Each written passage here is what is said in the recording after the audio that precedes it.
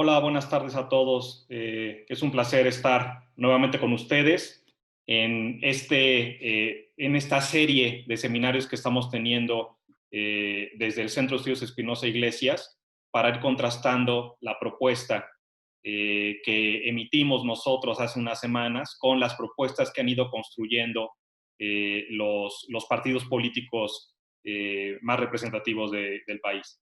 En esta ocasión nos acompaña el senador Clemente Castañeda, coordinador nacional de Movimiento Ciudadano, y le agradecemos su presencia. Y para poder hacer este contraste y comentar la propuesta de Movimiento Ciudadano nos acompañan, por una parte, Marcelo de la Jara, del Centro de Estudios Espinosa Iglesias, quien va a hacer el contraste de la propuesta que nos va a presentar el senador Castañeda.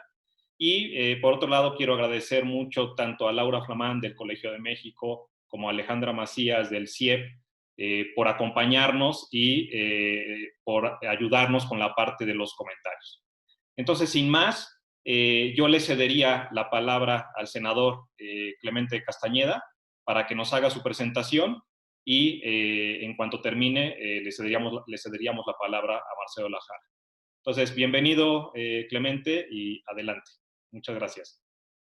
Muchas gracias, Roberto. Muchas gracias a Espinosa Iglesias. Muchas gracias a quienes van a participar en el panel de hoy y a quienes nos están viendo a través de las redes sociales y de las distintas plataformas. Voy a poner mi presentación, esperando no tener problemas técnicos, como siempre suele suceder cuando son en vivo, pero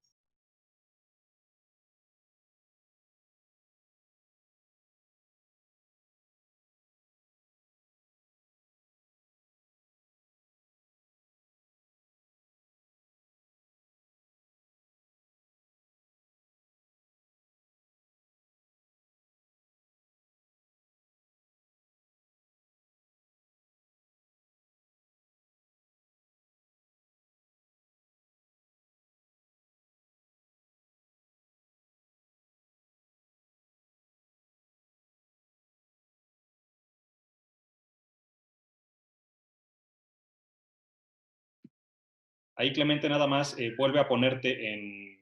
Abre tu micrófono otra vez. Ya estamos viendo la presentación.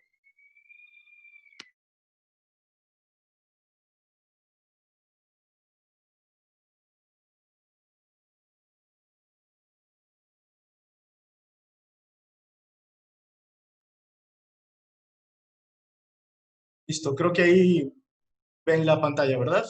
Así es, ya lo vemos.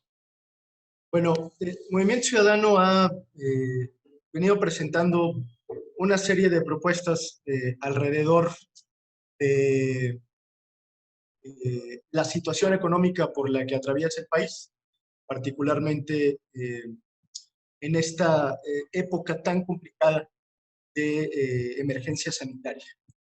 Hemos tenido distintos pronunciamientos sobre la importancia de que el gobierno federal presente un plan emergente para atender, por supuesto, la crisis sanitaria, que es lo fundamental, pero también la crisis económica. Naturalmente, como ustedes lo saben, porque estamos observando todos los días el comportamiento del gobierno federal, son en realidad muy pocas las propuestas que son escrutadas en el ámbito económico, y Movimiento Ciudadano ha decidido concentrar particularmente sus esfuerzos en socializar una iniciativa que nosotros hemos denominado Ingreso Vital. Voy a ir avanzando con la presentación.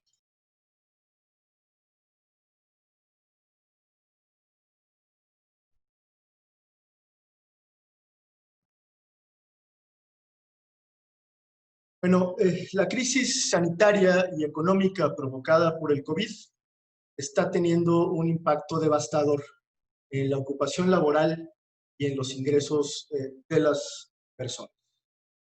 De acuerdo con una encuesta reciente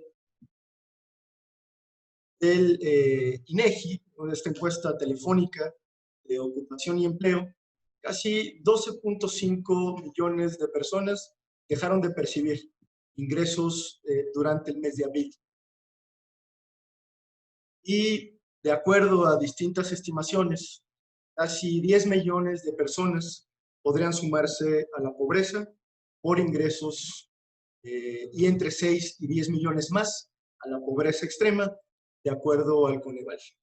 La verdad es que en las distintas estimaciones que hemos podido presenciar, atestiguar, no hay de ninguna manera noticias alentadoras para la economía mexicana, mucho menos en materia de empleo y en materia de combate a la pobreza. Al contrario, son escenarios sumamente pesimistas en la gran mayoría de los casos, muchos de ellos hoy reconocidos por el gobierno federal. Déjenme hacer un breve recuento del surgimiento de esta iniciativa de ingreso vital, ingreso mínimo vital. Hace aproximadamente mes y medio, el 5 de mayo para ser preciso, varias legisladoras, o encabezados por varias legisladoras, se presentó un punto de acuerdo en la Cámara de Diputados. Es más o menos un exhorto para pedirle al presidente de la República que establezca un ingreso mínimo vital derivado de una iniciativa impulsada por organizaciones sociales como nosotros, pero también arropada por algunas otras organizaciones, académicos, especialistas, que han venido también observando lo que sucede en el ámbito internacional. Más adelante me voy a referir a cómo está México en comparación con el resto del país. Estas legisladoras, repito, este esfuerzo pluripartidista se convirtió en un punto de acuerdo que fue respaldado por diputados y por senadores de todos los partidos políticos. El asunto con este punto de acuerdo, y quiero resaltar de verdad el valor de estas legisladoras, que incluía a Lorena Villavicencio del grupo parlamentario de Morena, a Marta Tagle del Movimiento Ciudadano, a Verónica Juárez Piña del PRD y a la presidenta de la Cámara de Diputados, Laura Rojas, que es del PAN, empezó por desatar un debate en la arena parlamentaria que yo creo que hoy en día puede ser muy útil para abonarle, para seguirle abonando al debate sobre medidas de esta naturaleza. El 13 de mayo, Movimiento Ciudadano decidió presentar, no formalmente ante el Congreso de la Unión, sino presentar en sociedad, por decirlo así, una iniciativa para crear el ingreso vital. Es distinto al punto de acuerdo de la Cámara de Diputados, toda vez que el punto de acuerdo le pedía al presidente de la República crear el ingreso vital. Lo que hizo Movimiento Ciudadano fue poner sobre la mesa la iniciativa que ustedes tienen para crear ya este ingreso vital y elaboró en esta iniciativa unas sugerencias de cómo traducir y cómo ejecutar el ingreso vital a la practicidad que requiere el Poder Ejecutivo. El día 18, entre el 18 y el 2 de junio, Movimiento Ciudadano realizó una serie de conversatorios y de diálogos públicos para tratar de generar consenso en torno a esta iniciativa. Se envió a más de 200 personalidades entre dirigentes de partidos, empresarios, especialistas, integrantes de ONGs.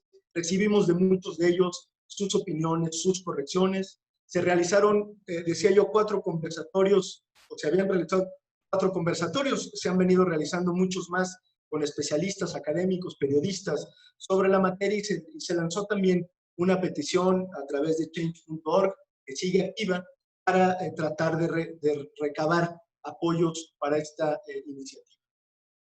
El día 3 de junio se presentó de manera formal al Senado de la República y fue turnada para su estudio a las comisiones de Desarrollo y Bienestar Social y de Estudios Legislativos del Senado de la República. Es decir, empezó el trámite formal de esta iniciativa, habiendo, repito, recabado muchas sugerencias y muchas observaciones que derivaron de la socialización que hicimos.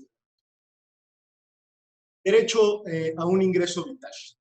A nosotros, y a mí en lo particular, me gusta mucho poner este argumento sobre la mesa, porque debe de entenderse muy bien cuáles son los derechos que se pretende reivindicar.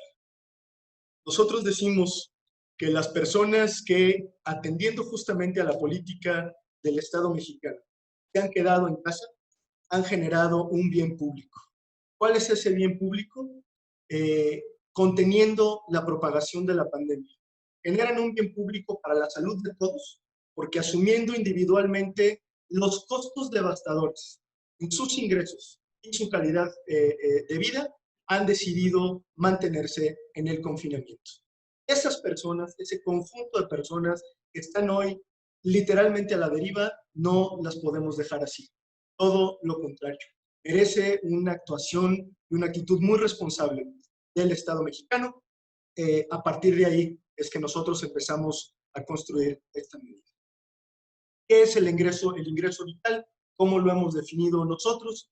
El derecho de las personas el derecho de las personas que en una situación especial perdieron su empleo y se vieron afectados sus ingresos económicos a recibir de parte del Estado un apoyo monetario temporal.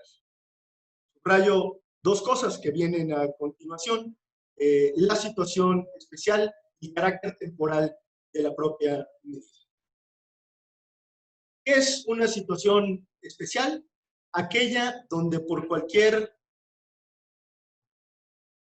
tipo de contingencia o suceso imprevisto se ve afectada gravemente la economía nacional, la ocupación laboral y los ingresos o remuneraciones de las personas, tomando en cuenta indicadores de ocupación laboral, el Producto Interno Bruto y la suspensión de actividades. Es decir, esta propuesta sí contempla la necesidad de que haya una especie de declaratoria de situación especial para diferenciarla, digámoslo así, de una situación o de la vida ordinaria.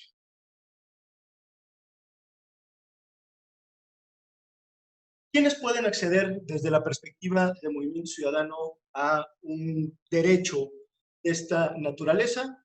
Las personas que pierden su empleo, por supuesto, pero también aquellas personas que vieron disminuidos sus ingresos por la imposibilidad de realizar sus actividades laborales. Y esto, dice la propia iniciativa, debe ser verificado, sí, pero la ley debe de regirse, y esto es muy importante, por un principio de solidaridad y de buena fe. No es una ley que pretenda burocratizar esta medida, es una ley que pretende ser lo suficientemente accesible para que pueda entrar en vigor y pueda ejercerse de manera inmediata, con todos los riesgos que esto implica. ¿Cómo se activaría?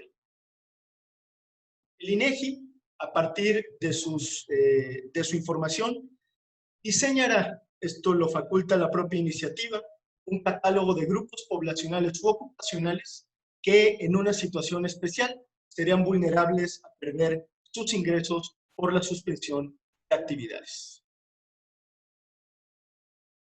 Lo que nosotros hemos sostenido es que debe de otorgarse durante 3 meses a las personas beneficiarias, y la cantidad que se deberá otorgar es el equivalente a un salario mínimo, es decir, a 3,696 pesos mensuales durante 3 meses, que podrá ser prorrogable a 2 meses para casos en específico.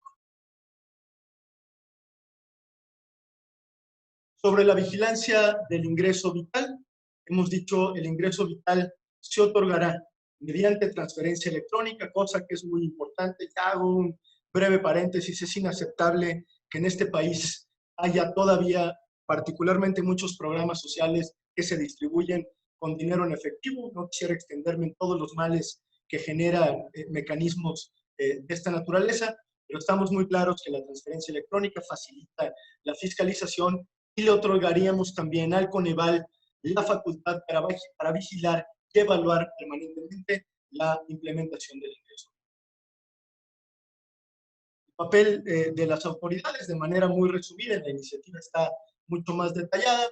El Poder Ejecutivo, a partir de la Secretaría de Bienestar, es quien tiene a su cargo la ejecución de esta disposición. El INEGI contribuye a declarar la situación especial y contribuye con algo muy importante en todo este proceso, que es la definición del catálogo de ocupaciones, al que me refería hace un rato.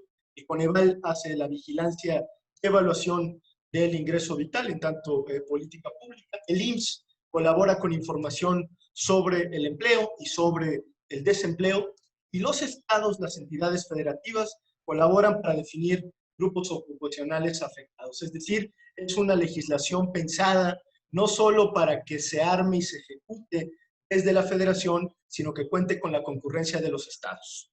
Y por supuesto la Cámara de Diputados está involucrada porque tendría que aprobar reasignaciones presupuestarias para atender esta situación.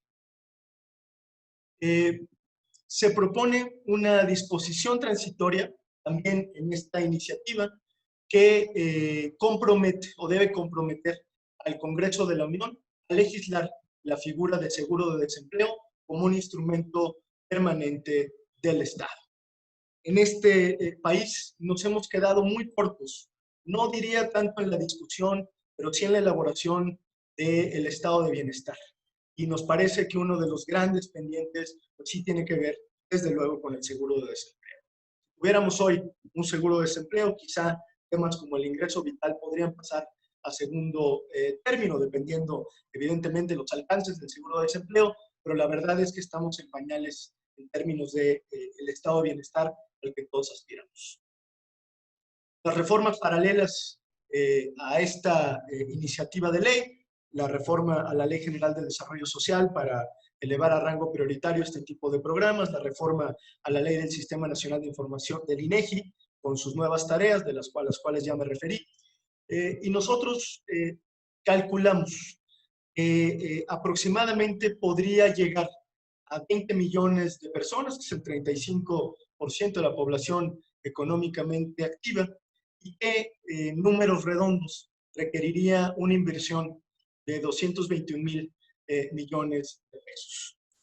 Hay algo a lo que no me referí en la presentación, pero que no quisiera dejar de lado.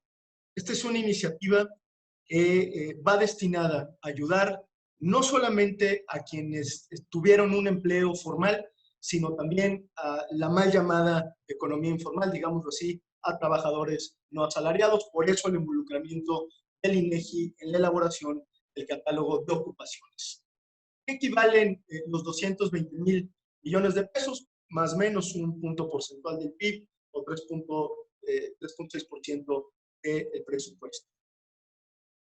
Me interesa mucho compartir con ustedes este comparativo únicamente para ilustrar cómo se han comportado los distintos países en cuanto a su PIB y la inversión para combatir los efectos de la pandemia.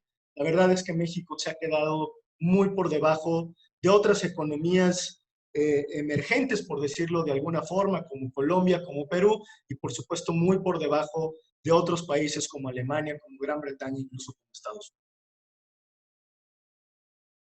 Este es un mapa que ilustra mucho la manera en la que los distintos gobiernos o los distintos países han atendido el tema de la pandemia. Es decir, lo que ilustra este mapa es si el gobierno está cubriendo los salarios y está proporcionando pagos directos en efectivo, ingresos básicos universales o similares de personas que pierden su trabajo o simple y sencillamente no pueden trabajar. Y la verdad es que, salvo un par de excepciones, prácticamente toda América Latina ha tenido desde sus gobiernos un apoyo muy importante para compensar o la baja de los salarios o la pérdida de los empleos. México se está quedando prácticamente solo, digo, con algunos países de África que ustedes pueden ver ahí en el mapa. Estamos a tiempo. Nosotros hemos insistido en el carácter urgente que tiene esta medida. No es algo que puede esperar mucho la discusión parlamentaria y la discusión legal que tiene que haber para este apoyo. El ingreso vital, decimos nosotros, es un acto de justicia para las millones de personas que por una situación extraordinaria, como yo lo mencionaba al inicio, perdieron su trabajo y sus ingresos al quedarse en casa y generando con ello un bien público. Para millones de familias que viven al día, es un auxilio que puede marcar la diferencia entre pasar o no a una situación de pobreza, incluso de pobreza alimentaria. Hoy por hoy es una medida sanitaria porque su existencia les permitirá a millones que hoy están desesperados por salir a trabajar, quedarse en casa, seguir en casa y así evitar un rebote de la pandemia. Sobra la importancia de este argumento cuando tenemos, según el subsecretario de Salud, pues a todo el país en rojo, prácticamente a todo el país en rojo. El ingreso vital también es inteligencia de Estado porque permite inyectar recursos a la economía, algo que se ha venido discutiendo también en las últimas semanas, la necesidad de que sea justamente el Estado, el gobierno o todos aquellos que tengan capacidad de gasto quienes no dejen de hacerlo, porque es fundamental reactivar el consumo en una coyuntura crítica pues, de la economía global y particularmente de la economía de México, que puede significar de otra manera el estancamiento por muchos años. 5, el ingreso vital, también decimos nosotros, es visión de futuro. Es un primer paso para que México transite hacia un verdadero estado de bienestar, donde se garanticen los derechos. Si no atendemos este llamado, la tragedia para nuestra economía será profunda y larga, pero para millones de familias mexicanas será, no exageramos si lo decimos, quizá irreversible. Por eso la importancia de impulsar medidas como el ingreso vital, hacer una vez más hincapié en el carácter de urgente que tienen estas decisiones y hacer un exhorto muy respetuoso a todos aquellos que tienen posibilidad de incidir en la arena pública a que sumemos esfuerzos para pronunciarnos en conjunto sobre medidas de esta naturaleza. Yo estoy plenamente convencido que si el gobierno mexicano no es sensible frente a esta realidad, no toma decisiones extraordinarias, más allá de lo que ha venido haciendo, a mi juicio todavía de manera muy limitada, vamos a condenar a una generación a vivir o a seguir viviendo en la marginación, en la pobreza. Y por supuesto que para recuperarnos de esta situación tendremos que esperar muchos años más para poderlo hacer. Les agradezco muchísimo su atención, la oportunidad de dirigirme a ustedes y estoy a sus órdenes.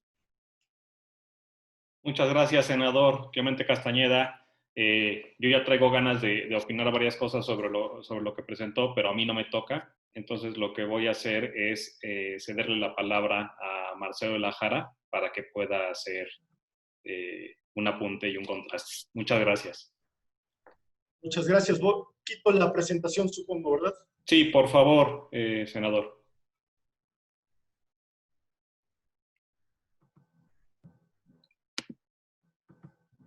Adelante, Marcelo. Muchas gracias.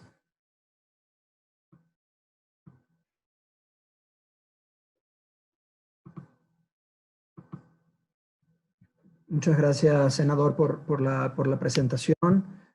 Sin duda, los datos que estamos viendo sobre la afectación de la crisis son abrumadores y las medidas que se han estado tomando hasta ahora no son suficientes e incluso en muchos casos no atienden verdaderamente el problema que estamos viviendo, de manera que podamos salir de esta contingencia sanitaria sin una afectación gravísima en términos de pobreza y rezago de una parte importante de la población. También me da gusto ver que la iniciativa está madura en los ámbitos legislativos y que tiene un espíritu también de cuestionarnos por qué no tenemos un sistema de seguridad social universal en el siglo, ya bien entrado el siglo XXI. Creo que esta crisis muestra de manera cabal esta falla que tenemos para socialmente, en particular para atender emergencias. Siempre hemos pensado en la seguridad social como algo que promueve, saca a la gente de la pobreza, promueve la movilidad social y siempre con una visión de largo plazo, pero ahora estamos viendo que en el corto plazo estuviera marcado la diferencia, una diferencia importante. Entonces, bienvenida la propuesta.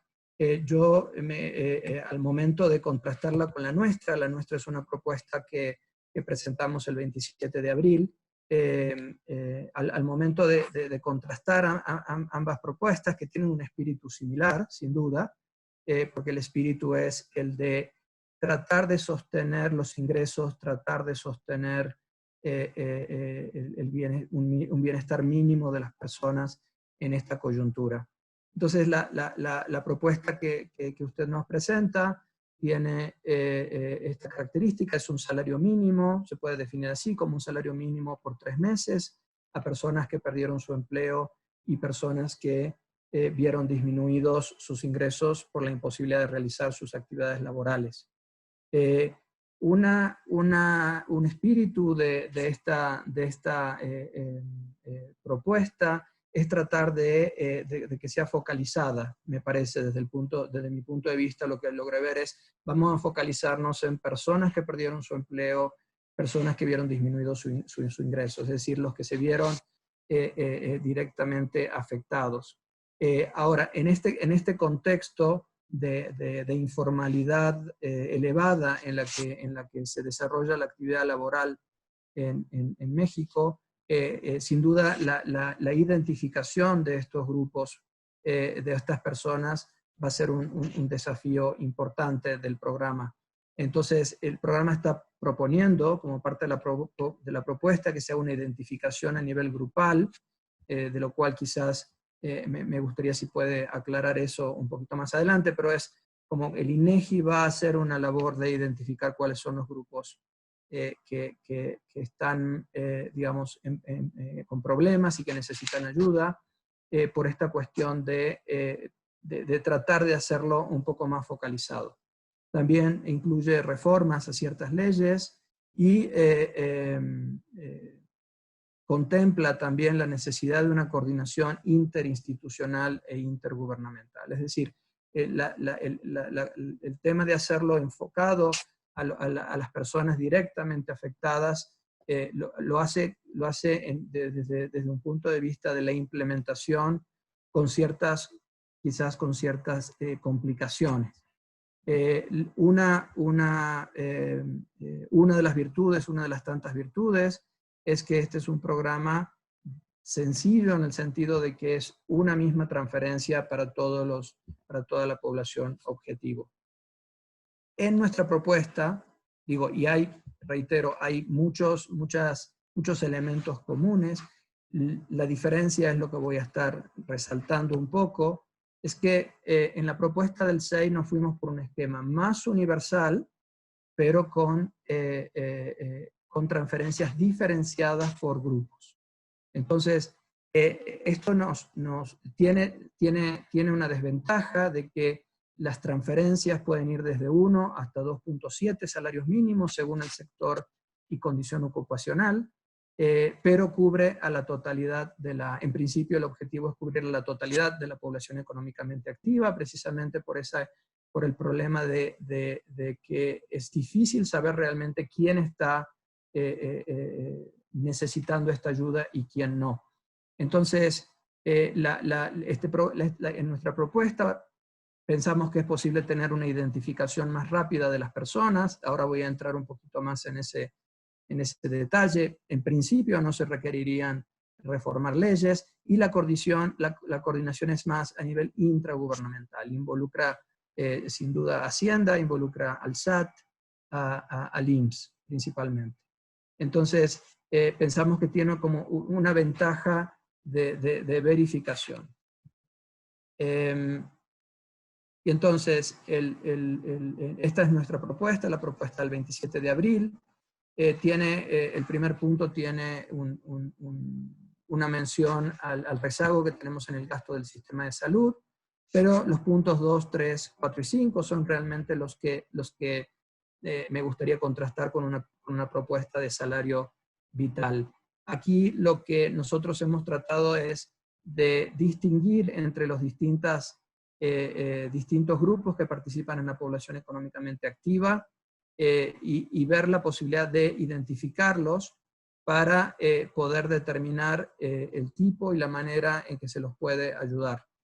Entonces, en principio para la población de trabajadores en el sector formal, que son los puntos 3 y 4, tenemos por un lado los que ya perdieron su empleo y por otro lado los que siguen trabajando y que, para los cuales estamos considerando una ayuda directa a la empresa. Entonces, en nuestra propuesta, el grupo de trabajadores que están desempleados y que trabajaron en el sector formal, pues cuentan con un CURP, pero crucialmente también cuentan con un número de seguridad social en el que se puede, a través del cual se puede determinar en qué momento perdieron su trabajo, por ejemplo. Entonces, el grupo de desempleados del sector formal está perfectamente identificado y para ese grupo nuestra propuesta era de dos salarios mínimos. Para el grupo de trabajadores informales, solo sabemos el CURP de estas personas, pero sabemos si no tienen número de seguridad social o si no tienen un RFC, por lo tanto también los podemos identificar de alguna manera. Lo que no podríamos saber es si estos trabajadores realmente perdieron su empleo o perdieron ingresos. Pero dada la magnitud de las afectaciones, pues es preferible ayudar a esta población para que dejar de ayudarla, aunque se estén recibiendo ayudas aquellos que en este sector en principio no la necesitan. Pero para ese grupo hemos pensado ahí sí una transferencia de un salario mínimo por 3 meses, que es muy coincidente con la idea de el ingreso vital que el Movimiento Ciudadano y esta iniciativa legislativa están contemplando. Y por otro lado tenemos otro sector de trabajadores informales que son autoempleados, pero que, digamos, son trabajadores por cuenta propia registrados ante el SAT. Entonces, a ellos también los podemos identificar a través de su RFC y para ellos habíamos propuesto una transferencia en una sola exhibición de 10.000 pesos.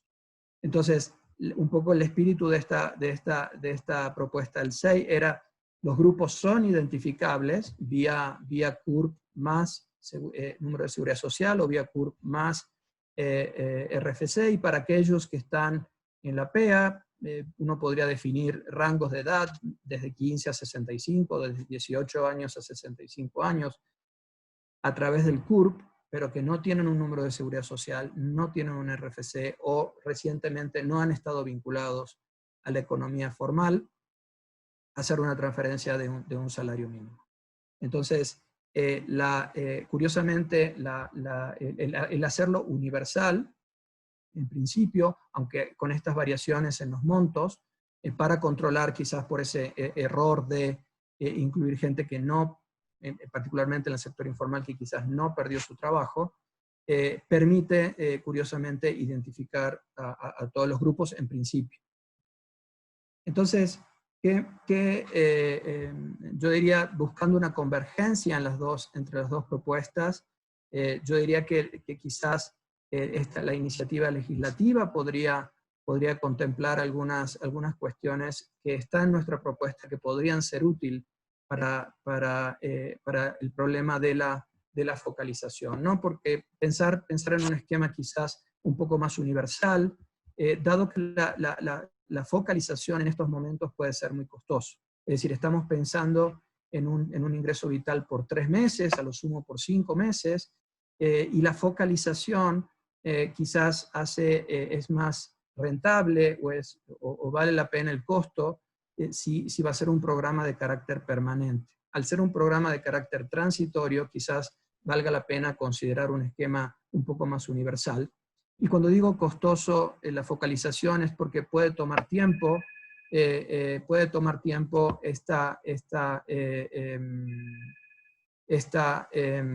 implementar, encontrar a los grupos, definirlos y terminar de implementar el programa, ¿no? Quizás para mitigar el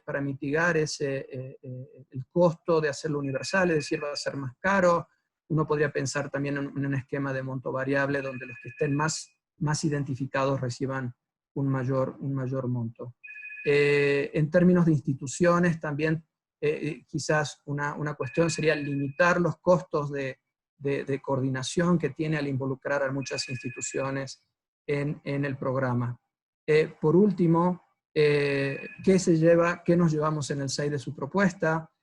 Creo que la idea de tener un solo monto, manteniendo la universalidad, tener un solo monto de un salario mínimo, podría también ser algo que se pueda contemplar, incluyendo a la totalidad de la PEA. De hecho, un salario mínimo por 3 meses para los 57 millones de personas que están en la PEA tendría un costo de 2.9% del PIB, que se parece a nuestra propuesta que tiene las otras características. Entonces, en conclusión, creo que aprendimos mucho de la propuesta. Creo que también podemos comentar un poquito sobre algunos aspectos que la podrían hacer más fluida y más fácil de implementar. Muchas gracias. Muchísimas gracias, Marcelo. Pues yo creo que está puesta la mesa para que podamos discutir esta comparación entre las dos propuestas. No mencionaste la parte a profundidad, la parte de las empresas, que es justamente lo que nosotros lo tenía señalado hoy en la presentación, ¿no? Pero es esta parte donde nosotros consideramos que hay que enviar este apoyo directo a las empresas condicionado a preservación de empleo para que efectivamente lo que suceda en términos de la propuesta del SEI es que no nos crezca la población a la cual tienes que beneficiar, ¿no? Una vez que ha perdido su empleo o que supones que ha perdido su empleo dado el shock, ¿no? Pero yo creo que esa parte ahí está muy clara en la presentación, lo mencionaste, pero hay que tomarla en cuenta, sobre todo no únicamente en el momento del choque, sino también en términos de ¿cómo se llama? La velocidad de la recuperación, ¿no? Una vez que podamos entrar en una situación de reapertura económica para que no tengamos a la economía en una situación de empresas en quiebra, de economía desmontada, etcétera, ¿no? Entonces, esa parte hay que contemplarla también, más allá de la parte micro de cómo atendemos a la población, cómo hacemos para que nuestro aparato productivo no se nos empiece a caer a pedazos, ¿no? Entonces, muchas gracias, Marcelo. Y entonces yo le cedería primero la palabra a Laura Flamán y después a Ale. Entonces, Laura, por favor. Sí. Bueno, pues muchas gracias por la invitación al SEI y al senador Clemente Castañeda por presentarnos lo que considero que es una emergencia. Este ingreso mínimo vital, qué bueno que el Movimiento Ciudadano ha acogido la propuesta de nosotras, y un grupo muy amplio de organizaciones civiles para atender una necesidad pues apremiante de las personas en esta crisis. Voy a organizar mi comentario en dos partes, es muy breve, no tomaré más de 10 minutos. Voy a señalar un par de cosas sobre el ingreso mínimo vital y después quisiera que platicáramos un poco haciendo eco de lo que decía el senador, de la debilidad del estado de bienestar en México. Yo quisiera hablar de manera más amplia de las debilidades del estado mexicano que esta pandemia ha revelado. Y cómo ojalá el Senado y Movimiento Ciudadano comiencen a pensar, acompañados por la academia, la sociedad civil, en fin, en cómo nos hacemos un Estado que funcione mejor en tiempos normales y en tiempos de crisis como este. Entonces, ya se mencionó prácticamente cualquier estimación que se use, cualquier cálculo, del 0.4% que habló el senador, al 0.8% que comentó el Fondo Monetario Internacional, incluso al 1.2% que el propio SEI estimó de los apoyos que está montando el gobierno mexicano, o los gobiernos mexicanos quizás debería decir, para atender esta crisis económica y sanitaria. La verdad es que nos quedamos muy atrás de países de desarrollo y de tamaño de economías similares. Se habla en el documento del SEI de Brasil, que está gastando por ahí del 7.4%. Mencionó también el senador los casos de Colombia y de Perú. La verdad es, en mi opinión, vergonzoso lo poco que está haciendo el gobierno mexicano en lo que se ve, ¿no? En la evidencia. Tenemos claro, y yo lo celebro y lo he celebrado siempre, que el gobierno del presidente López Obrador está comprometido con los pobres y con abatir las desigualdades sociales. Sin embargo, lo que miramos en la práctica es que en otros países ese compromiso está seguido con más fondos que en el caso mexicano. Yo tendría un par de preguntas sobre ese tema. El primero tiene que ver con lo que ya mencionaba Marcelo. Creo que la gran preocupación o el gran reto es el tema de implementación. Por un lado, me gustaría saber cuáles alianzas, cuáles consensos piensa el senador que hace falta construir para que esta iniciativa del ingreso mínimo vital siga adelante. Hay los fondos, sí hay los fondos, noté que ahí lo preguntaban ya algunos de del público que nos ve, sí hay los fondos, pero ¿cómo hacemos para construir esos consensos? ¿A quién más hay que sumar? Esa sería una primera pregunta. Y la segunda tiene que ver con esta, yo diría, distinción entre la identificación grupal que hay en la iniciativa de Movimiento Ciudadano y la identificación individual de la que habla el documento de Espinosa Iglesias. A mí me preocupa mucho, quizás se ha limpiado, pero me preocuparía mucho usar la CURP. Porque hace tiempo yo estuve involucrada en una evaluación del padrón de afiliados de Seguro Popular y también las personas que trabajan en temas de seguridad lo saben muy bien. La CURP tiene una proporción de duplicados muy alta. Entonces, creo que usarlo como una identificación individual tendría sus riesgos. Quizás haya habido, desde que yo hice aquel estudio, un ejercicio de limpiar esa base de datos de CURP, no lo sé, pero a mí me inquietaría un poco usar la CURP como identificador. Entonces, esas serían como mis dos preguntas de la primera parte de mi intervención que tiene que ver con el ingreso mínimo vital. ¿Cuáles aliados faltan? ¿Quiénes, con qué consensos necesitamos para que este ingreso mínimo vital se implemente? Y el segundo, pues pensar, solamente apunté al tema de identificación individual o grupal, pero pensar con mucho cuidado la implementación. Y ahora me voy a mover a hablar de este tema más amplio, de la debilidad del Estado mexicano, que a mí me parece que en muchos frentes ha dejado al desnudo la pandemia. Voy a hablar de cuatro, muy brevemente. El primero, pues, tiene que ver con el sistema público de salud. El segundo, con la regulación del mercado laboral. El tercero, con la red de protección social o el estado de bienestar. Y finalmente, solo lo voy a mencionar lo que tiene que ver con seguridad pública y Estado de Derecho. Entonces, bueno, ahí nuevamente la intención de mi comentario es que reflexionemos todas, todos, y ojalá desde el Senado, desde el Movimiento Ciudadano, sobre estos temas, y pues, me gustaría escuchar las primeras reacciones del senador Castañeda. Tenemos un sistema de salud público muy débil, fragmentado entre un subsistema que atiende a las personas con seguridad social, IMSS, ISSSTE, y un sistema que ahora atiende el INSABI para las personas sin seguridad social.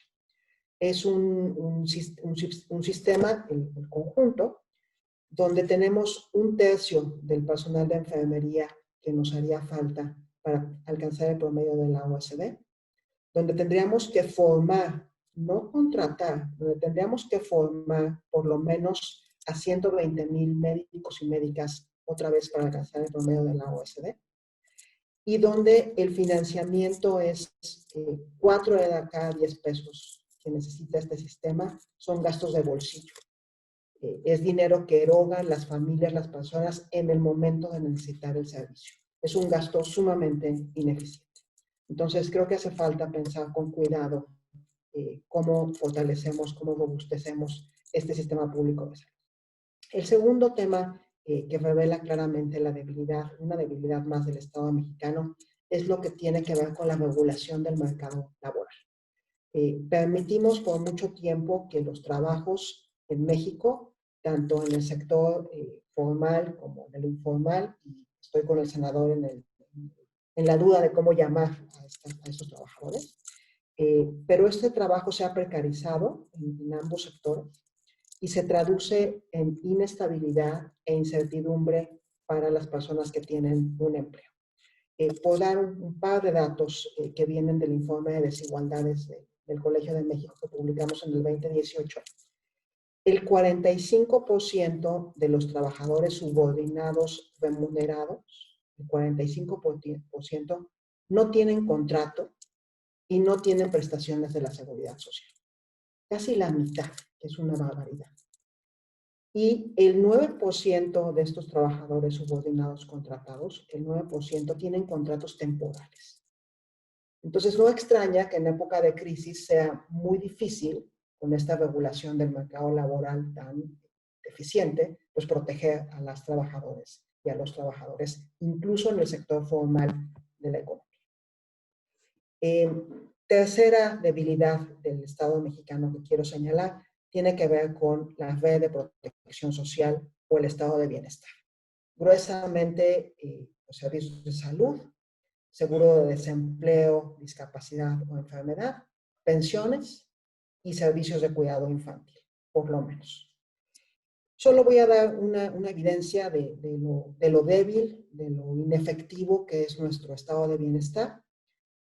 Si miramos qué tanto disminuye el coeficiente, el Gini, qué tanto disminuye la desigualdad de los ingresos antes y después de impuestos y transferencias. O sea, imaginarnos un mundo sin gobierno y luego un mundo donde el gobierno actúa y cobra impuestos y redistribuye. Podemos pensar qué tan efectivo es este estado de bienestar. Entonces, en Bélgica, que es un sistema federal como el nuestro, después de que el gobierno cobra impuestos y realiza transferencias, la desigualdad de ingreso disminuye 47%. En Estados Unidos, que tiene un estado de bienestar relativamente débil, se reduce 26%. En Brasil, 16%. En México, lamentablemente, es menos del 3%. Entonces, así de inefectivo es nuestro estado de bienestar en México en este momento. Esto no es con la pandemia, esto ya es una deuda muy añeja que tiene el estado de bienestar mexicano con la población. Y finalmente, pues lo que tiene que ver con seguridad pública, ¿no? Es un tema que se trata con mucho detalle en el Seminario de Violencia y Paz que desde hace 3 o 4 años hay en el Colmex. No diré mucho, simplemente que pues no podemos tener confianza muchas veces en nuestras fuerzas de seguridad, ya no digamos para combatir el crimen, para protegernos del crimen organizado, sino que a veces también lamentablemente tenemos problemas de violencia estatal desde los gobiernos. Y ahí termina esa parte que tiene que ver, estoy por terminar, con las debilidades del Estado mexicano. Y me interesa mucho saber pues, de qué está pensando un movimiento ciudadano al respecto.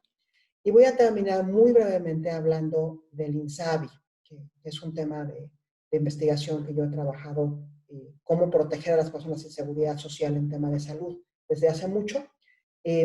Unos datos, el IMSS nos reveló marzo y abril, más o menos 700,000 empleos perdidos. La ETOE, 2 millones de empleos formales perdidos.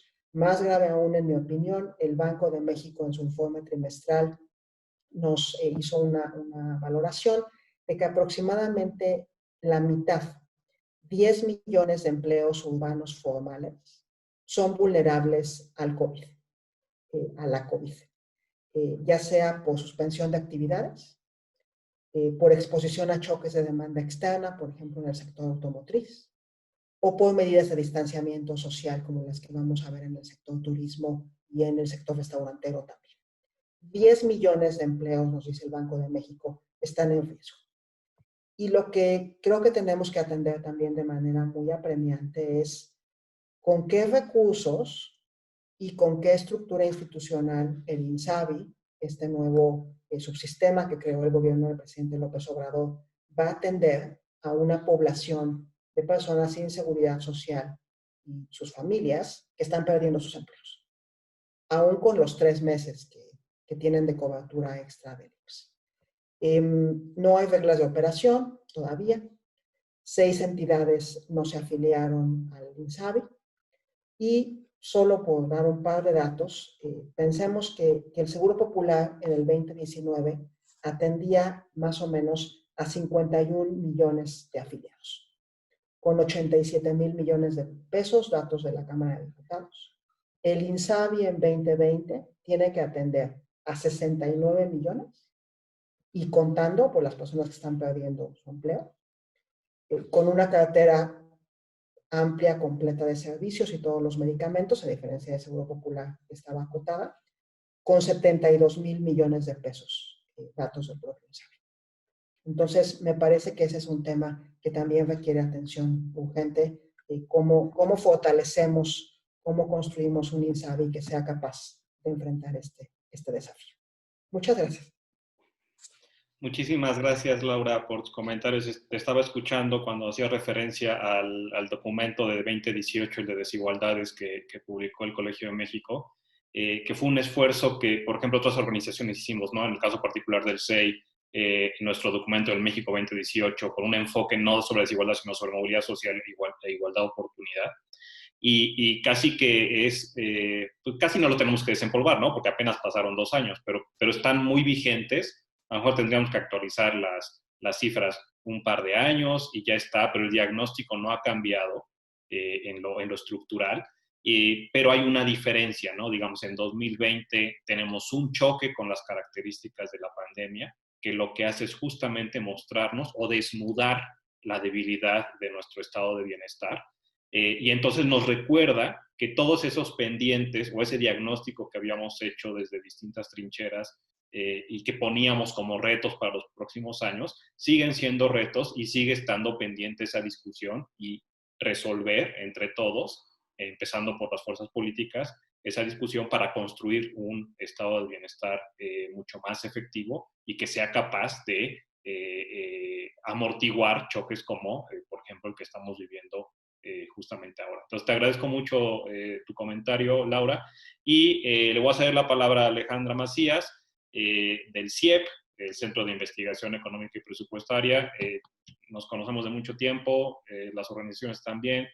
En el CIEP siempre son muy afilados en términos de las estimaciones, todo lo que tiene que ver con el presupuesto. Entonces, tienen una radiografía muy clara de las cuentas, de cómo andamos en términos de las cuentas en el país. Y pues muy bienvenida eres, Ale, y te cedo la palabra. Muchísimas gracias, Roberto. Agradecer la invitación al SEI, a la presentación del senador y bueno, estoy muy contenta de compartir el panel con todos ustedes. Yo creo que es un consenso el que necesitamos un tipo de transferencia para paliar las consecuencias a la crisis sanitaria, ¿no? Pero las consecuencias en lo económico y en lo social. Ya se platicó del documento que hicimos con el SEI, bueno, yo participé un poco, pero a finales de marzo, el CIEP también sacó una nota, un documento con algunas acciones que podrían realizarse y entre ellas había 2, ¿no? Una era para preservar los empleos formales y era condonar cuotas, ¿no? Obrero-patronales, y la otra era una transferencia para mayores de 18 años. Claro que el monto que nosotros mencionábamos era menor, justo pensando en los recursos, en para cuánto nos alcanza, ¿no? Escuchaba que pues decían que sí hay recursos en el país para financiar este tipo de transferencias. Sin embargo, si volteamos un poco a ver una medición que nosotros hacemos en el CIEP, que llamamos espacio fiscal, y esto lo medimos con el ingreso, restándole todos aquellos gastos que son ineludibles, ¿no? Que se tienen que hacer sí o sí. Resulta que para 2020 ese espacio fiscal es de 2.4% del PIB. En ese 2.4 están incluidos todos los programas prioritarios del gobierno. Entonces, aquí la pregunta es, ¿de dónde van a salir los recursos? Si se tienen que hacer esas reasignaciones, ¿a qué programas se les tendría que mover esos recursos? Y aún así, o sea, porque entiendo que la razón de no, pues de no tener este tipo de políticas para contener la crisis económica es que el país no se quiere endeudar, ¿no? Entonces, haciendo, el CIEP también hizo un cálculo de qué pasa con la deuda sin adquirir más deuda, ¿no? O sea, solo con la caída de los ingresos, con el gasto que se está haciendo, porque el Estado ya definió un déficit del 0.4%. Entonces, con esas cuestiones que ya sucedieron y con la caída más bien el aumento del precio del dólar, ¿no? La deuda va a crecer en 15%, sí o sí, sin hacer nada.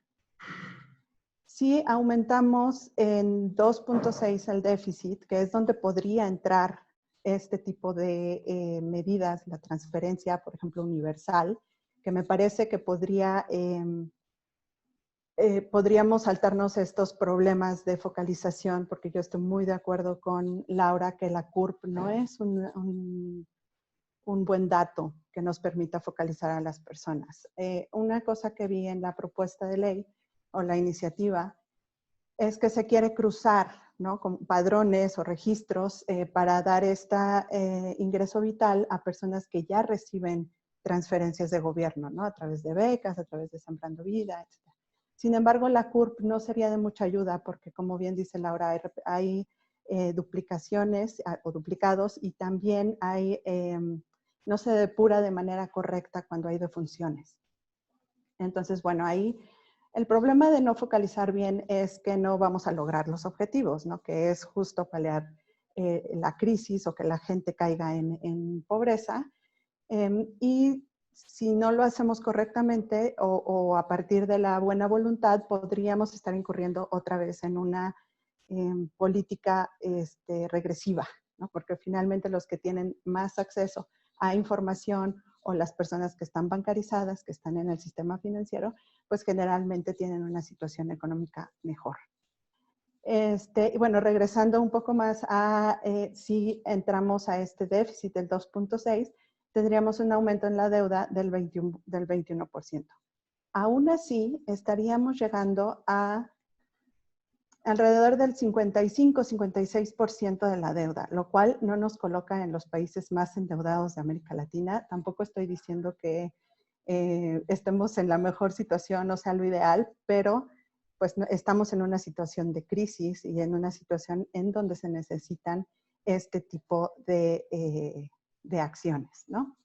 Entonces, hablando otra vez del espacio fiscal, que tenemos 2.4%, pero si aún así va a subir la deuda, que es uno de los gastos ineludibles, tenemos un gasto en pensiones altísimo, ¿no? Es del 4% del PIB.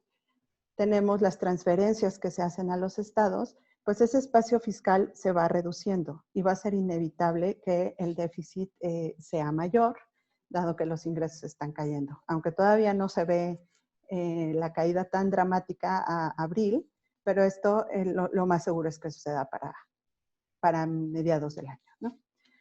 Entonces creo que sí tenemos que hacer las cuentas, tenemos que evaluar cuál va a ser esas reasignaciones, ¿no? Porque incluso en 2019 ya vimos cómo se reasignó el presupuesto a principalmente energía y seguridad. Y que es la creación de la Guardia Nacional. Y la otra parte, pues CENER aumentó su presupuesto de una manera impresionante, ¿no? Aunque también se observan aumentos en el gasto social. Eso no se niega.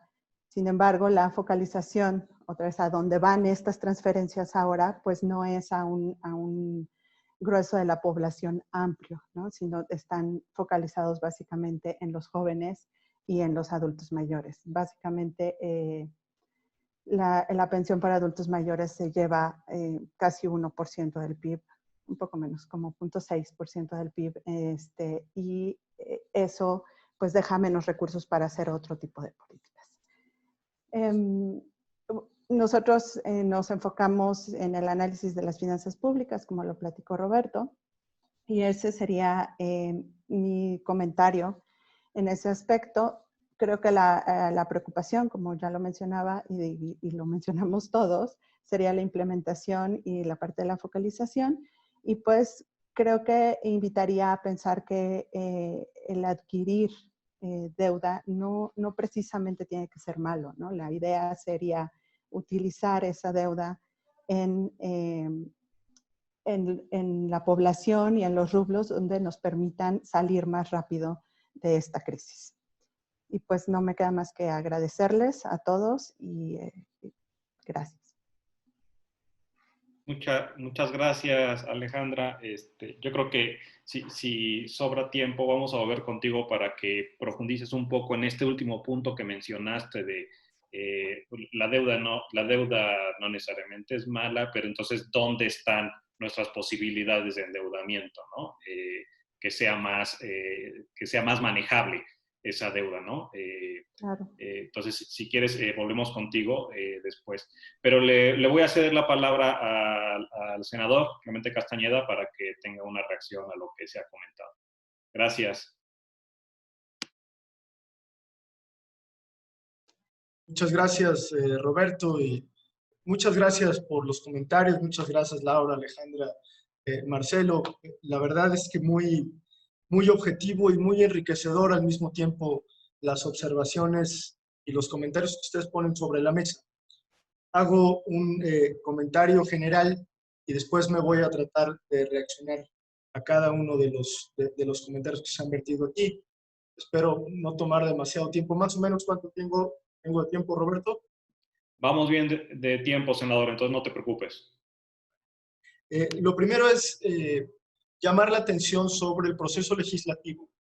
Esta es una iniciativa que puede, por supuesto, ajustarse, modificarse para tratar de sacar una pieza que sirva para el propósito. Y eso ayuda mucho a tener en este momento una conversación con ustedes y algunos otros conversatorios que hemos podido tener, donde justamente hemos logrado identificar varias de las preocupaciones que por supuesto compartimos, pudiéramos ir puliendo en el proceso legislativo. Me extiendo un poquito en este comentario porque Marcelo se refirió a la propuesta del Centro Espinosa Iglesias en el sentido de que no se necesitaban las reformas o no se necesitaban reformas legales, sino que era un asunto más intragubernamental. Y nosotros creemos que eso es justamente parte del problema.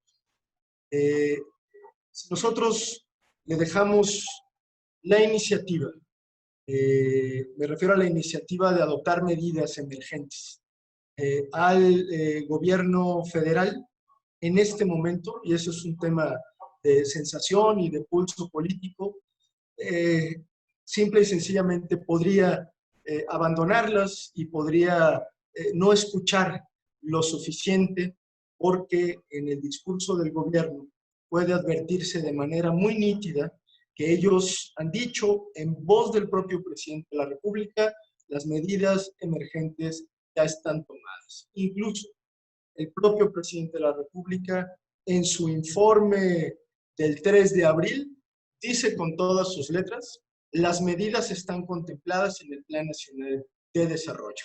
Es decir, como si la crisis ya hubiera estado contemplada en el Plan Nacional de Desarrollo. Cual, pues es, desde luego, absurdo.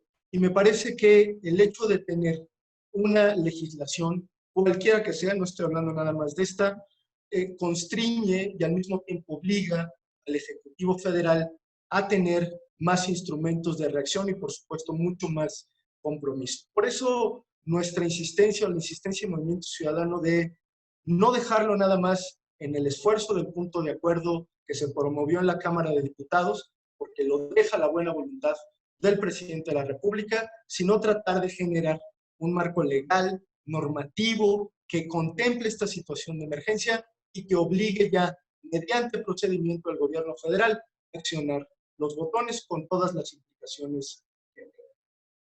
Lo cierto es que, por lo que hemos venido comentando, por lo que comentaba Marcelo, a estas alturas las medidas, por supuesto, son insuficientes. Incluso las medidas que yo digo que no son emergentes, aunque el gobierno de la República diga que sí son emergentes, pues son a todas luces insuficientes. No hemos tenido oportunidad de crear este sistema universal al que también se refirió Laura y al que también se refirió Alejandro. Coincido con Marcelo en el tema de los desafíos que tiene nuestra propia iniciativa. Hacía referencia, Marcelo, de manera muy puntual a la verificación y a la elegibilidad de quienes podrían ser atendidos por el ingreso vital, y efectivamente ese es uno de los grandes retos que supuso a Movimiento Ciudadano la solución, entre comillas, que nosotros damos al tema. ¿Por qué? Porque una de las grandes deficiencias, y ahorita me extiendo un poco más en el comentario de la debilidad del Estado mexicano, son los propios sistemas de información que tiene el Estado mexicano. Es decir, a estas alturas, los propios programas sociales no tienen un padrón confiable. Han tenido que navegar en aguas muy turbulentas, simple y sencillamente para tener un padrón de programas que ya están corriendo, que ya se están implementando, porque no tenemos lamentablemente ese sistema de información. Y ahí los intentos de la Secretaría de Gobernación, particularmente, de solicitarle al INE y al Registro Federal de Electores el padrón electoral para alimentar las bases de datos a partir de la cual se pueden desdoblar muchos de estos programas y muchas otras cosas a las cuales, por cierto, nosotros nos hemos opuesto, porque el manejo de datos personales y además con fines aparentemente políticos, pues es algo que no podemos permitir. Por eso es que nosotros sí nos inclinamos mucho más por la focalización que por la universalidad. Doy dos temas que me parecen fundamentales. Esto fuera un apoyo universal, entraríamos a la cancha de especialidad de Alejandra, ¿no? Es decir, mucho más dinero para poder atender el problema. Y, debo decirlo, uno de los cálculos que hizo Movimiento Ciudadano es cómo le hacemos para atender la emergencia a quienes más lo necesitan sin desfasarnos en términos presupuestales, porque lo que nos van a decir de entrada la respuesta del gobierno siempre es no hay dinero. ¿Cómo hacemos algo que esté en la justa medianía? Y por eso tratamos de hacer un esfuerzo de focalización y tratando de atender aquella población, estando en esta situación especial, no tiene o no recibe un programa social y por lo tanto está en una situación de riesgo. ¿Es un reto? Sí, por supuesto que lo es. Por eso hablábamos nosotros de la necesidad de tener una relación entre las distintas instancias que pueden aportar información para tratar de atender a estos grupos, y nos sigue pareciendo que el INEGI está llamado a jugar un papel mucho más protagónico en la definición de estos grupos ocupacionales. Alguien hacía la pregunta aquí de cómo podría hacerse este ejercicio. Yo imagino al INEGI justamente identificando estas ocupaciones, estos trabajos que no se pueden hacer de manera ordinaria por la situación de la pandemia, y tratando de hacer este catálogo ampliado. Por ejemplo, en un ejercicio de imaginación, pensemos que hace alguien que es cilindrero en el centro de la Ciudad de México. Es decir, una persona que prácticamente de ahí vive en el día a día y que no ha podido salir a trabajar porque simple y sencillamente está confinado.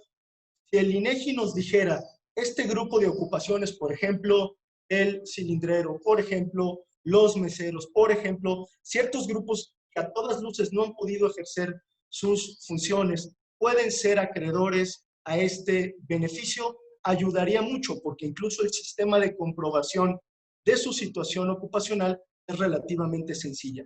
Hoy el gobierno de la Ciudad de México sí tendría un padrón, cuando menos, de quiénes son los cilindreros que están en el primer cuadro de la Ciudad de México. Esa acreditación sería relativamente fácil de hacer. Lo mismo con otras ocupaciones similares que evidentemente están en una situación de riesgo, que evidentemente no han podido salir a trabajar. Déjenme subrayar un tema que es muy importante porque se tocó tangencialmente aquí. Esta es una ley que está pensada no solamente para esta emergencia sanitaria, sino que está pensada para otras situaciones de emergencia. Déjenme decirlo en estos términos, y lo voy a decir yo. No puedo pensar de manera ilusa que esta va a ser la única situación de emergencia que vamos a afrontar en los próximos años. Ojalá me equivoque y ojalá no sea así.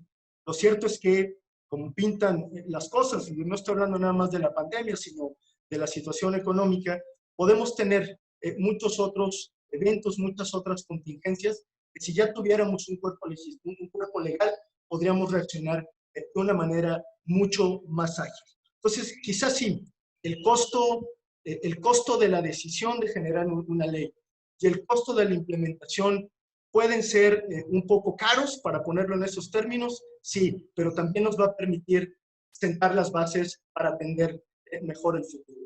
Yo fui el que puse sobre la mesa el sentido de urgencia, y estoy claro que también es un proceso intrincado el de su implementación inicial. Y si está, para cerrar con los comentarios que hacía Marcelo, sí, mucho más pensado, o más bien, totalmente pensado para los individuos de carne y hueso que para las empresas.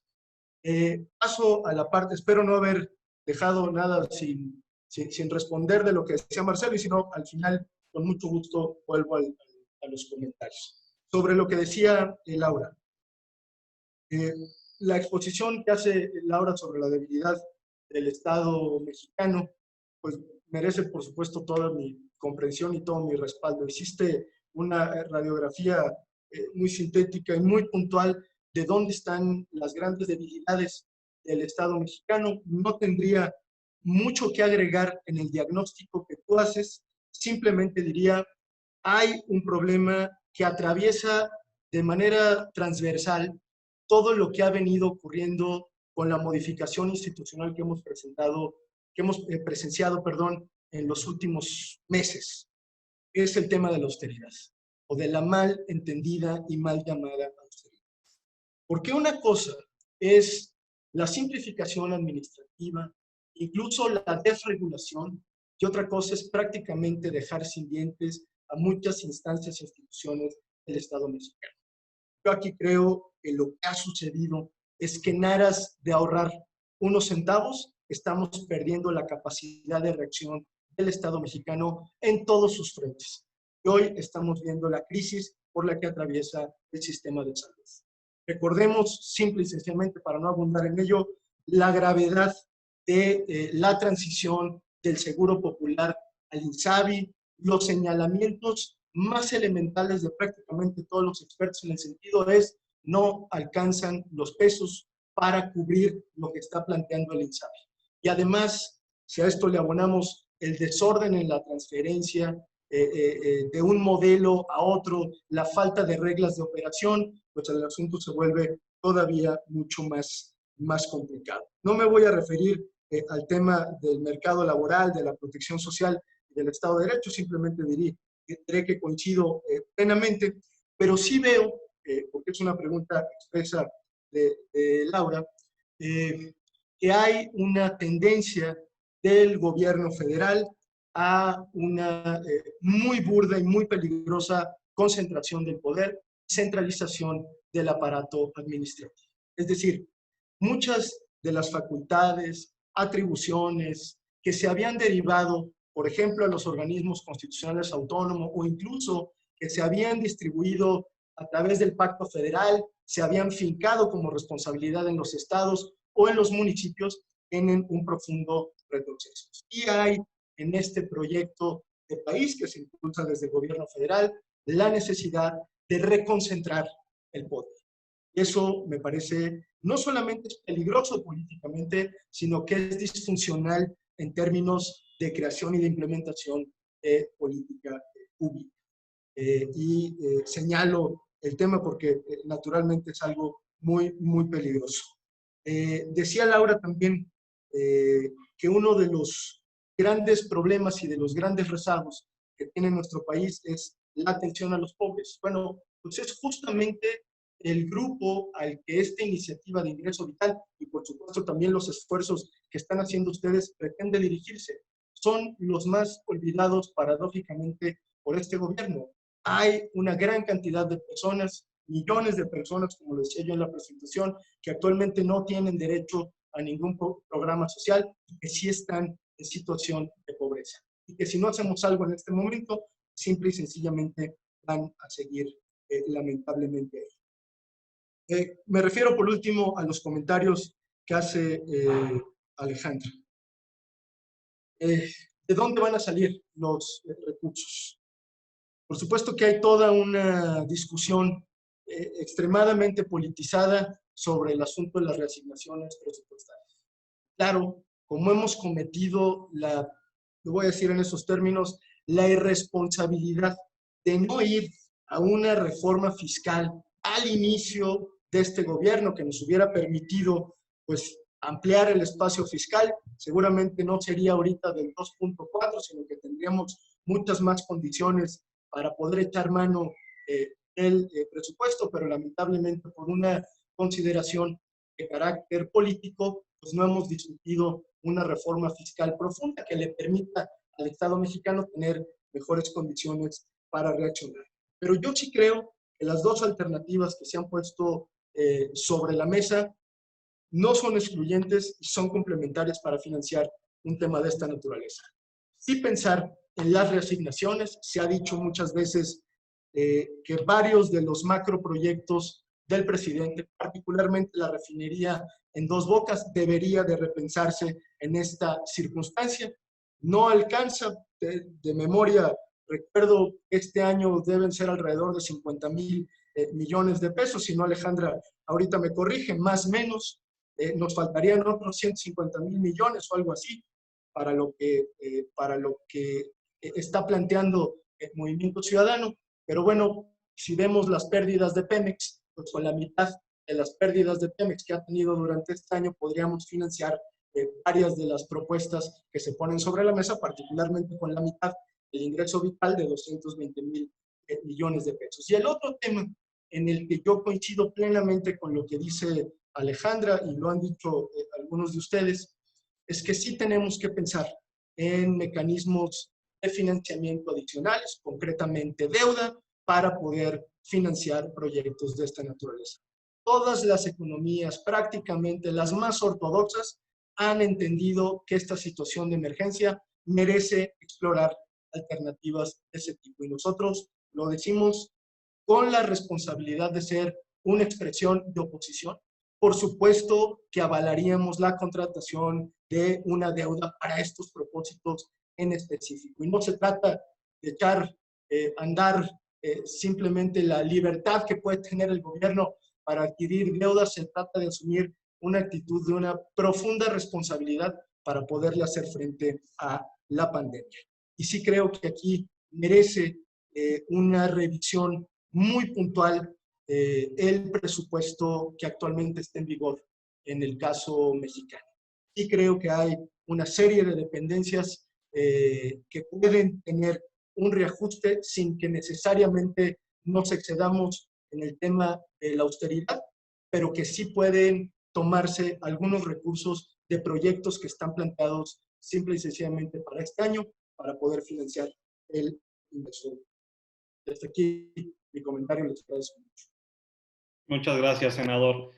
Nos quedan 12 minutos, entonces lo que voy a hacer es, como en un combo, ponerles algunas de las preguntas que hay por parte del público y un comentario muy puntual, senador, con relación a planteas que hay que hacer este cambio de leyes para poder instrumentar esto y que lo están pensando en términos ya básicamente de la construcción de este sistema de protección social.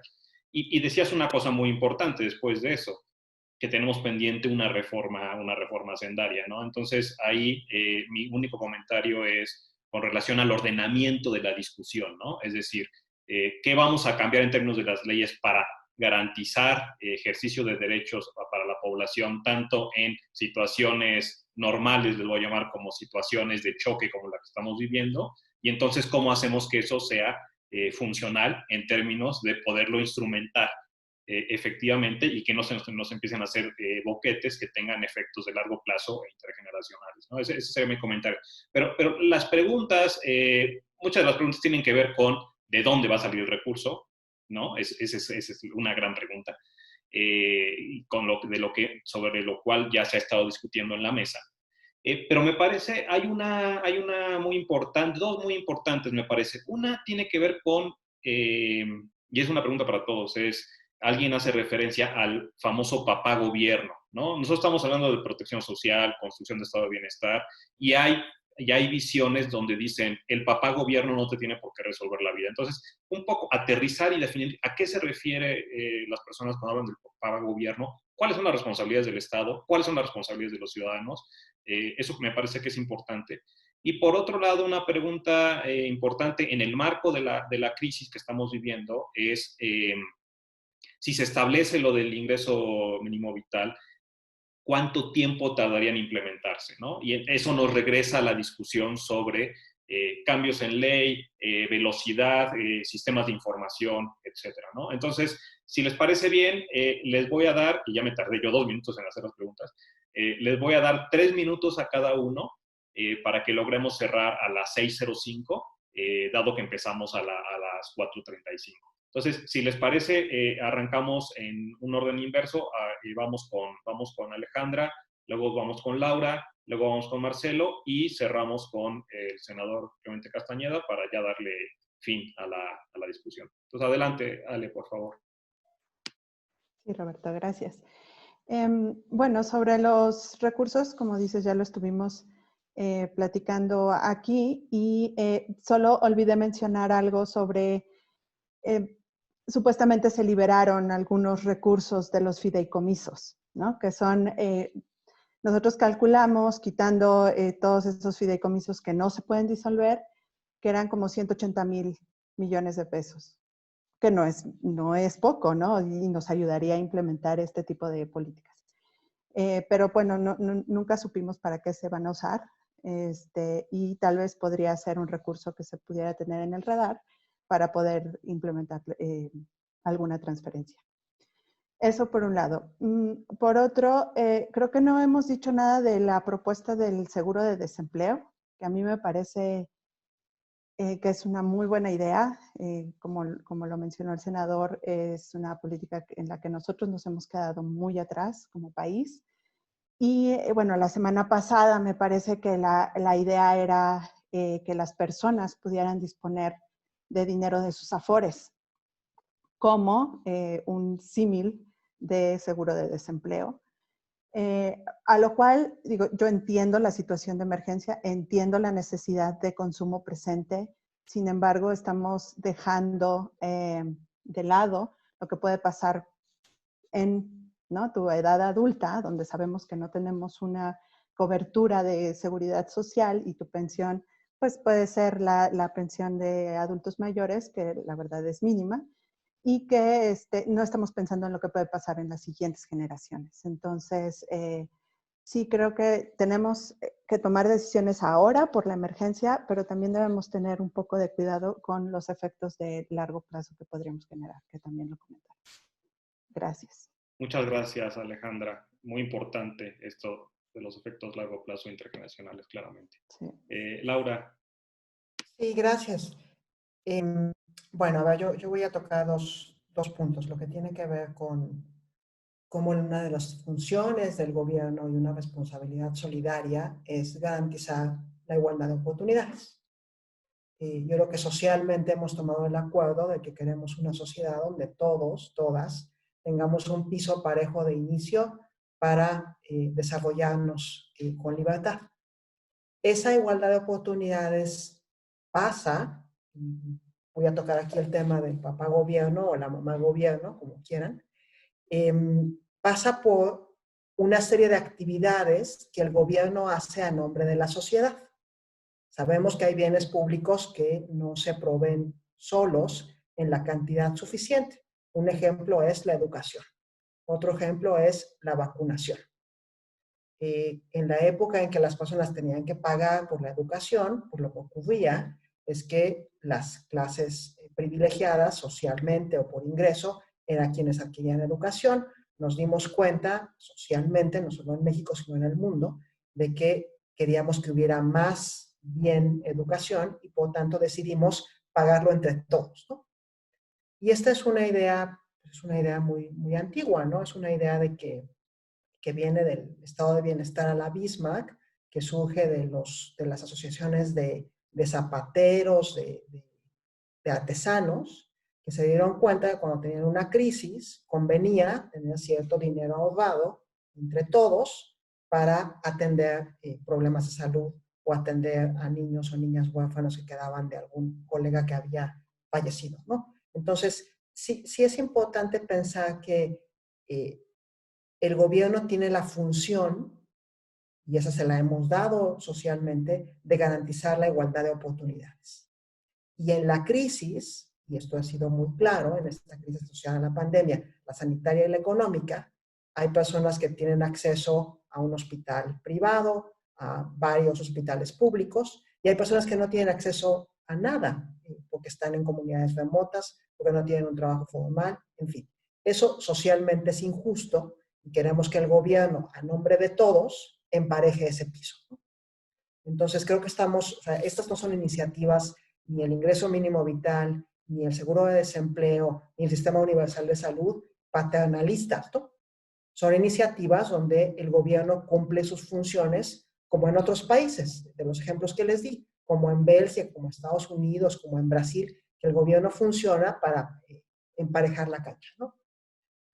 Ahora, el asunto de dónde van a salir los dineros, y con esto termino, voy a empezar de una manera muy, muy, muy sencilla. Cuando en un hogar hay una crisis, pues se toman decisiones para salir de esa crisis. Empeño la casa, empeño el coche, voy y pido prestado para salir de la crisis. Hay que endeudarse con cuidado, ya se mencionó, pero también hay que privilegiar. Si estoy en una crisis de salud, pues no voy y me compro un coche último modelo o cambio mi coche, ¿no? Atiendo primero la crisis de salud. No voy y compro un departamento que a lo mejor luego me va a generar ingreso adicional. Primero atiendo la crisis de salud. Eso yo pensaría que es el espíritu, y aquí me voy a referir al propio estudio de la Espinosa Iglesias en este tema y en la página 4, dice, el financiamiento de dichos recursos se puede obtener de la eliminación de la meta de superávit fiscal, de la redefinición de proyectos estratégicos y de la deuda pública. Para el año próximo también pueden obtenerse recursos del posible remanente del Banco de México. Entonces creo que el consenso acá hay que pensar los detalles, pero el consenso es que sí hay fondos para este ingreso mínimo vital. Gracias.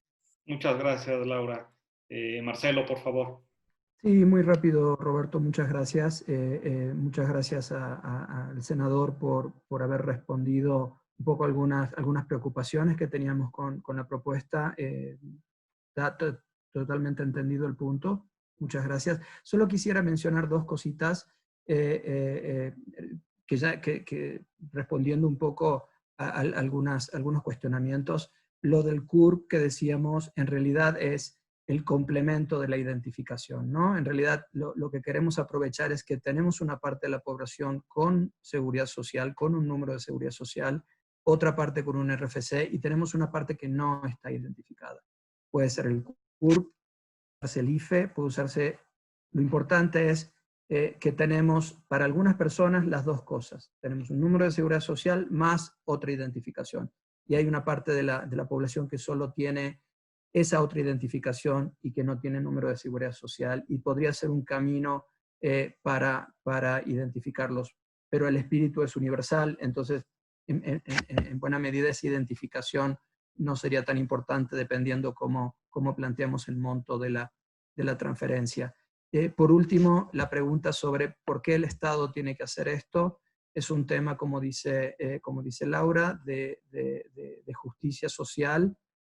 Hasta el más pobre y hasta el trabajador más pobre en nuestra sociedad contribuye a todo lo que tenemos como sociedad, contribuye a la producción de bienes y servicios y por lo tanto ninguna persona debería pasar por una situación que sin tener la culpa de ello, tener que pasar por una situación de pobreza o caer en la pobreza de manera permanente cuando tenemos como sociedad recursos para hacer un rescate y ayudarlos a quedar con un mínimo de capacidades, con un mínimo de posibilidades de sumarse a la posible recuperación que tengamos cuando esta llegue.